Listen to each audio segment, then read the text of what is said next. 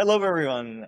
Welcome to another episode of The Real Hosts of Short-Term Rentals. We are answering some questions today that we received from you, the audience, and we'll go around the room and talk about how we would respond to these questions and what advice we would give. I also wanted to mention that if you have specific questions about your short-term rental business, please shoot a short video using your phone in horizontal mode and DM it to us through social media, and we will answer your question. And if you send us a link to your short-term rental, we will also review your short-term rental and give you feedback on it.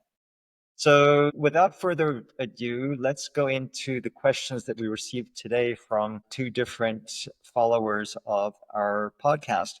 The first one relates to discounts for friends and family of owners. So if you have an owner that comes to you and says, I've got friends staying, I still want to charge them, but if you can please provide a discount to them.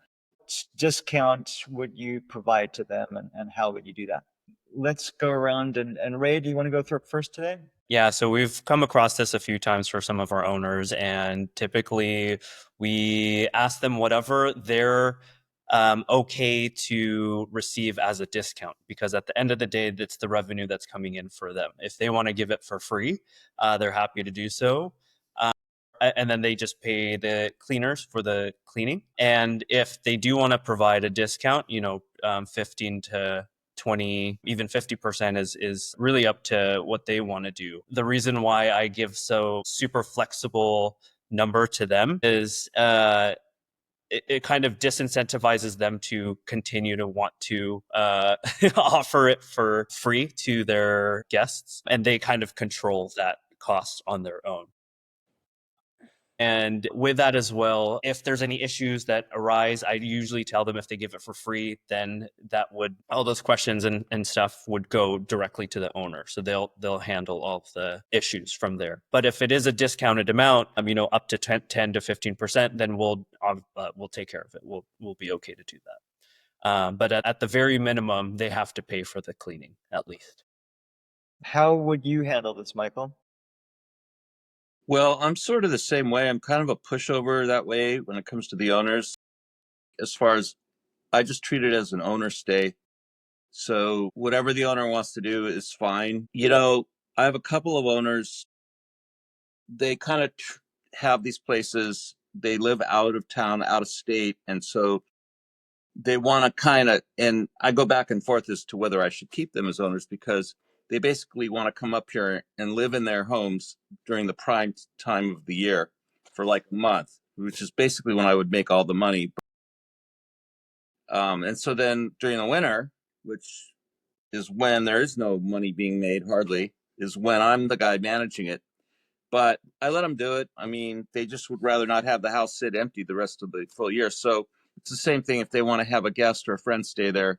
It's sort of the same. It's so as long as the cleaning and my expenses are covered, I kind of let them do it, just like Ray. I'm kind of most managers I don't think do that, but I do. I guess I figure it's kind of part of my owner relationship management thing. So I'm kind of open to hear what other strategies are to better handle that. But that's what I've been doing, and it kind of works. Dina, what about you? Well, I'm strict, of course. So I have this conversation pretty much when I'm interviewing a client. Most of my clients are investor focused, revenue first. So I rarely take on a property if I don't have it all summer, because that's where 65% of the annual income comes from the summer months. So I have in my contract, personal use is free, and that is for you or your children. Anybody outside of that where we want to collect our commission based on the market rate. So you can decide whatever you would like to charge your friend or family, but we need to make sure that we get our commission based on market rate plus the cleaning fee. So we're not like, if they want to share their property, but we're not managing the property basically for free. And then we also talk about like if owner stays do impact those major earning periods, then we have to have a discussion. Very few of my owners actually use their properties very often. It'll be 5 days a year, 2 nights a year. They'll just pop in and pop out, and they'll come in between the gaps. So we share the calendar with them, they can see, and then they stay in communication. They say, for the most part, everybody says, if a reservation comes, absolutely take it. Otherwise, we're going to come, in between these 2 reservations and stay in the property. Do you have a restriction on how many days? Well, I used to have a blackout period. I used to say no stays in July or August. Now I'm a little bit more flexible. No, I don't have anything in writing, but I feel like from our verbal conversations, like I will terminate the contract if it's not worth my time, because I let everybody know like each property, in order to secure space on my portfolio, has to make me a minimum amount, because beyond my break even, it's thousands of dollars a year just to host each property on all this software or the back end of our team and whatnot. So I know that magic number.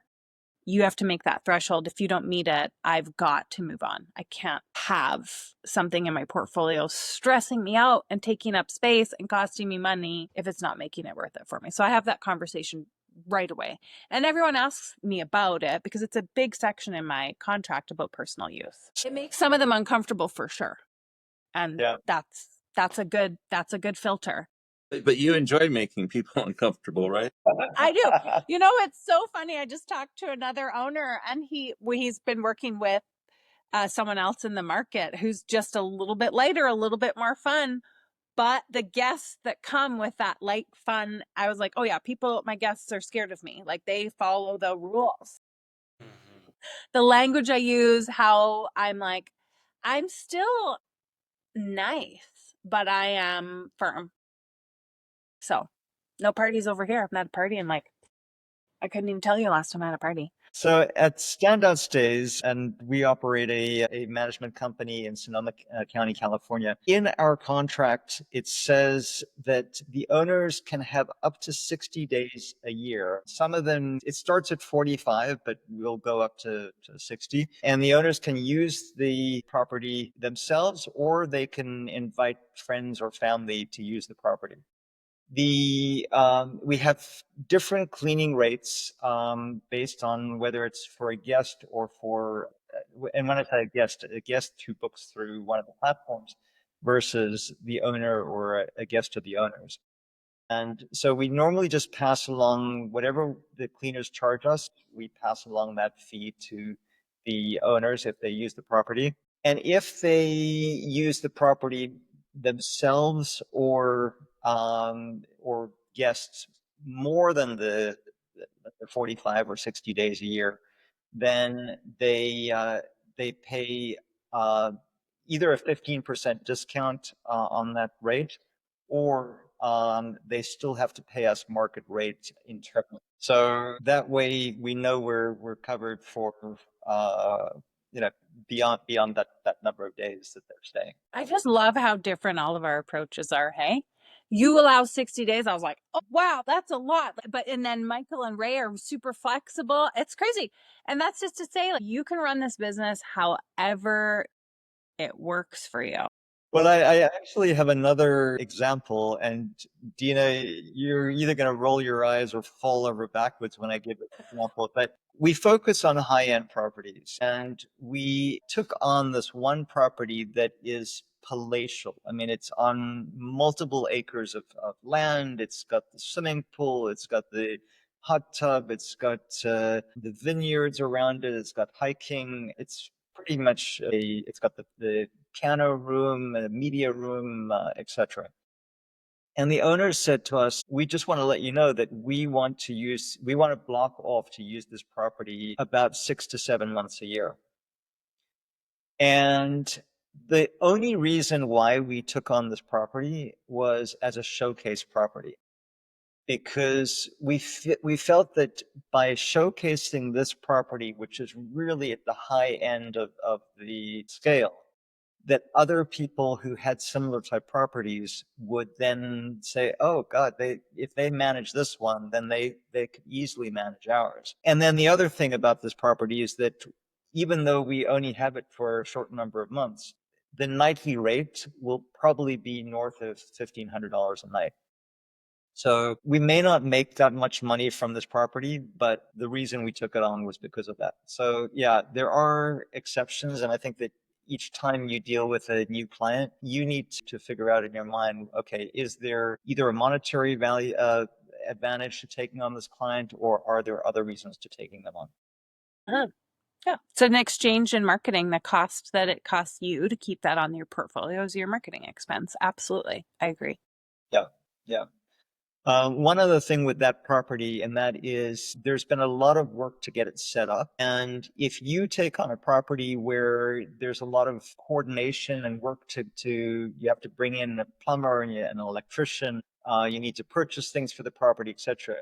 Make sure that you either have it in your contract or that you agree with the owners ahead of time to have a management fee specific to that coordination. So we add on 10% for anything that we are coordinating. If we bring in a plumber and the plumber charges $100, then we charge the owner the extra 10% on top of that. I agree. Yeah. All right. So that I feel like we've answered that question. The second question is also about pricing, and it's about discounts. The person who asked this question specifically asked about if you're managing a property and the owners come to you and say, we're thinking to leave you guys and go to another company because this other company only charges 15% and you guys charge 20%, and that's why we're thinking of leaving. Does it make sense to discount your management fees based on that? And I'm going to expand this question even at the beginning of a relationship. So when you're marketing to a new property owner and they come to you and they say, well, I like you guys, but you guys are expensive at 20, 25, whatever the percentages that you charge compared to this other one. Do you discount? I have only discounted for one family because they were in distress. It was a one-time only. I had them sign something and it had an expiration date on it. Will I ever do that again? No, because I see now, I'm like, they're not in distress as they had said, and my expenses have skyrocketed since. So it's really not worth my time. I think those are some of the factors, all the unknowns that are happening in the economy right now. And I committed to a discount. So no, I will never do that again because it's your job, like your service. I feel like my service has so much value. The people, the guests that I bring, if someone doesn't see that and wants to run to somebody else, like I guarantee they would not have gotten what they got if it wasn't for me. I know that without a doubt. So you just kind of have to, and if they can't see that, I mean, they can't see that. And if they walk, I mean, there's plenty of fish in the sea. That's what I say. Like there's plenty of opportunity out there. And if I may ask, what do you charge for your management fee? Depends on the property and it depends on the value that I see. So between 25 and 30%. Okay. And you are in Kelowna, Canada, just for clarification. Yeah. Yeah. And I'm considering raising my fees globally across the board to something like 28 or 29 instead of being in the middle on some properties, because unfortunately, my big guys are subsidizing the little guys, Yeah. and that's not fair. Yeah. To anybody when and everything takes the same amount of work, but I'm carrying all these little guys when the big guys are the ones that are paying bills. Makes sense. What about you, Ray? Yeah, so when I get those questions, I kind of have to dig a little bit deeper on like what their pain points are. Like, what are your goals for this property? Do you want more occupancy? Do you want more revenue? What is the other person promising you? What is the other company saying that they can give to you? What are their services? And then based off of their answer, I kind of tell them, essentially, we're the better service, but we're not going to discount you because we have, the pricing management tools that we rely on to make sure you get the most out of your revenue. Yes, we might not get the best occupancy for a specific number of months, and that's okay, but we are getting you a higher rate for your stays, and we are getting you more revenue than this other partner that's charging 5 to 10% to manage your units. Most likely those people who are offering you a lower percentage is probably a bigger operator that don't actually have the time to take a look at all the details of your home. So we're a lot more involved in making sure the guest is getting provided the best experience. So to me, it's just trying to figure out their pain points. And if they continue to push, I just say totally fine. I think it's in your own benefit to test out your own property here, and you make your own decision on that. And it's almost kind of a weight off of my shoulders, and just hoping that they would come back after they figure out, oh, they're not actually making money. And it's happened so many times. It's a lot of I told you so's in this business. And so there's a lot of give and takes. You can be as firm as you want, and then they will come back to you and they'll figure out on their own. So typically what I charge for my management fee, if I do that, it's 20% from the gross revenue after the cleaning fee is taken off. And there's only a discount if they are able to give me additional properties. So up to once they get to the third property, then we discount it to 15, depending on whether or not it's a big project or a smaller project. I can discount them on the second property, but typically we're not going to go down until after we have some relationship. Makes sense. Michael, how about yourself? Yeah, so on the management fee, I'm not so much of a pushover like I was on the owner stays. I charge 25%. All my grandfathered in earlier clients are less, like 20%, just because I was starting out. But that's just a place I'm not going to change. Now, there are times when I'm first starting, they'll say, well, so-and-so's this and everybody's that. And there are occasions when I'll say, well, let's go for 20% for 3 months. If you're unhappy, then go to somebody else. But if you're happy, we'll just kick it to 25 at that point.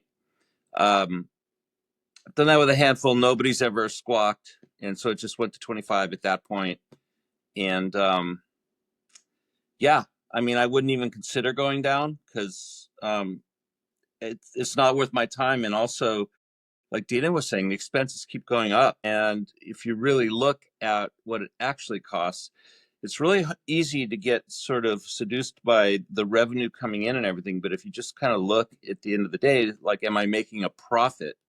And you add it all up, it's a kind of a tough business, really. And so I just try to make sure the owners feel I'm being attentive, that they're feeling heard. If there's market trends, I need them to understand demand is slightly higher these days, but there's an oversupply. There's way more places available. So it's not us, it is the market or this or that, whatever it is. So I really try to address them and address things. And by the way, nobody has ever asked me to lower the rate after we've started. So that's the good news. Usually it happens in the beginning, and I just explain to them that this is the rate. And then if they persist, I do kind of present them with this idea. Let's start at a lower rate. If you're not happy, then you can just go somewhere else. If you are happy, it just goes up to the normal rate. And that's that. Good to know. Yeah, on the other hand, Michael, have unfortunately heard for a request to lower the rate. It was in a property in Austin because the market was super saturated. So a lot of the income that was coming in was lower than what was anticipated. And so they had to come back and say, hey, is there a way that we can increase our revenue by maybe, getting a discount on the management fee? And I said, no. But I totally got it. I understood why they would want to do that. But at the end of the day, the Austin market, I had to fully exit just because that market in particular, I think, really took a hit. Yeah. From what I've read. So That might be like a unique thing. I mean, if somebody did come to me with that, I would maybe, if I really valued that relationship, I would maybe say, okay, I would consider it if we went, I would consider going to 20% if we went to 30% for like in 6 months. Make it a trade-off rather than a concession. I like like your that. timed increase. That's pretty clever. Yeah, I mean, I don't know. It's a hypothetical. Yeah, it makes a lot of sense. The expression to have your cake and eat it too, I feel like we've sort of come up with a solution because we kept on getting asked about lowering the rate. I don't know if that's just in Sonoma County or if that's just our luck. But what we came up with was a tiered pricing structure for management. And the tiers that we currently have, and we may increase these, are 20% up to $100,000 in revenue per year. Between $100,000 and $101 and $150,000, it goes down to I think 17% commission just for that amount of revenue. And then over 150, it goes to 15%. So it allows us to approach a client and say, our commission structure is between 15 and 20%. And they just hear the 15 number and they're like, oh, 15%, that's awesome. But the reality is that most properties are not going to do north of 100. Some of them that do, well, then we still get that 20% up to the 100 level, and we just have to take a small hit above that 100,000.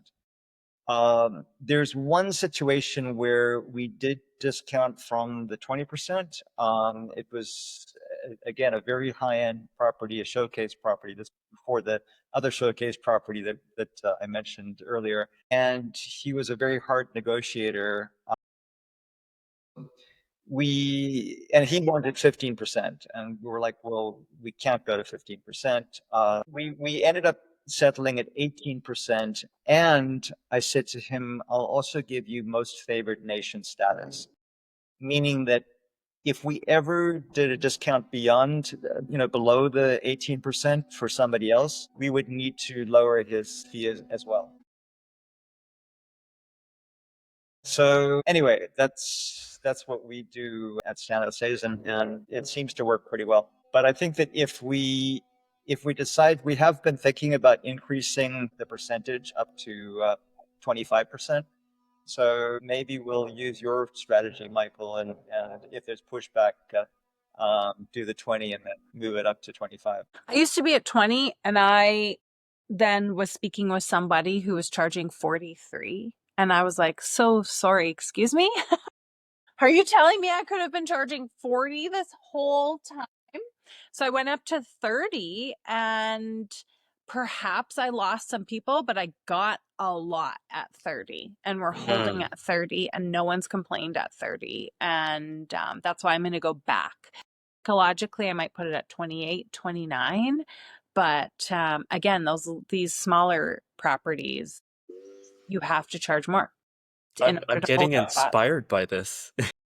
I told myself I was going to hold off on taking more management deals because the 20% didn't make sense. But if it's like 30 to 40%, then I'm on board. 20% is not a sustainable number. It's like, what are you doing this for? Just to pay all these bills and to have all this stress to be available 24/7? 20% just doesn't, there's no profit. Yeah. There's no profit. But I think the thing is, we can't lose sight of is you actually have to provide the service. You have to deliver when you're charging that high rate. In other words, you do have to overperform compared to other people in the market. And that's the thing. But we all do. That's the thing about it. Exactly. We're not those 10%ers. The 10%ers are the ones that are in the news because they've never stepped in foot in those properties. In the property. They have 100 properties. It's crazy how people are after the vanity metrics. And I'm like, when I hear this manager has 240 units, I'm like, they don't even know their owners' names by then. I have a hard enough time keeping track of everybody over 30 names. There's no way. And that's why, and then the incentive too to get that rental revenue up there is a lot lower. Like, why would they negotiate when it only means it's like $500 to them or whatever? When I'm talking, I was like, it's another $2,000 in my pocket if I negotiate this person higher. Like, why wouldn't you want somebody who's just as invested as you are? So that's how I argue, or defend my higher commission is you're in a boutique portfolio. You're not one of 100 or 200, and I'm invested in this with you. Yeah.